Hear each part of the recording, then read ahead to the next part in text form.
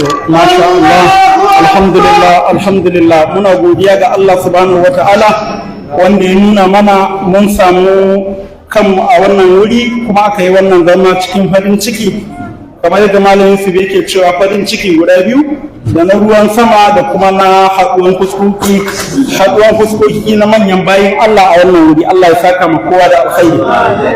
Abu na biyu sanarwa ne nake so in yi kan wata musiba da ta same mu a shekaran jiya a ƙarƙashin wannan makaranta. An samu ɗaya daga cikin mutanenmu wanda ya fita yana cikin gari sai iga shi an bugo mai waya cewa gidansa fa Allah ya kawo gobara kuma gida ya ƙone garaɗi, wanda wannan gida babban gida ne kuma wutan nan ta yi ɓarna ƙwarai da gaske, kusan ma ba a fita da ko kyalle ba a ciki, da shi da matansa gaba ɗaya babu abin da ya fita.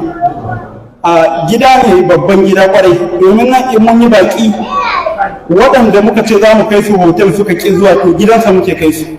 Akwai shiya guda da yawa ne kawai don su kuma can muke saukar da su, amma kuma wannan gida Allah ya kawo wannan kaddara gaba ɗaya ko shine baban gida wanda ake cewa baban gida ɗan kasuwa wanda yake da gidan biredin commissioner biredi. To muna roƙon ubangiji subhanahu wata'ala ya mayar masa da alkhairi, Allah kuma ya tsare afkuwan haka a gaba, Allah ya tsare mu gaba ki ɗai. Na biyu muna ƙara neman addu'o'i, musamman shi malam sun fito wannan takara saboda a samar da gyara, ba wai saboda a tara kuɗi ba, saboda malam ya rike mukamai da yawa, ga kuɗin ne za a tara wallahi da ya tara su. To amma ana buƙatan a samar da gyara, don haka jama'a sai a taimaka ma malam da addu'a bisa ga wannan al'amari. Allah ka tabbatar da nasara, kuma Allah ka sa wannan abu ya zama sila na samar da wannan gyara da ake so a yi. Allah maɗaukacin sarki ya ƙara mana gudunmawa, Allah ya zaunar da ƙasar mu lafiya, Allah ya mai da kowa gidan shi lafiya, Allah ka yaye mana dukkan damuwa, Allah ka haskaka mana al'amuran mu yadda muka ga wannan goron sallah, Allah ka nuna mana na baɗin baɗaɗa.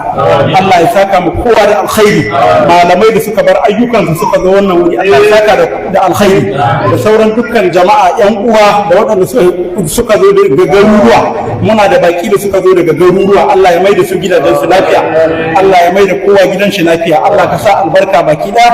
Za mu karanta suratul Fatiha baki ɗaya. Bismillahir rahmanir rahim.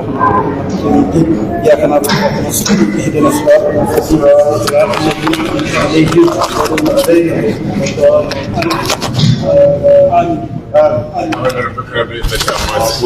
وسلام على المرسلين. الحمد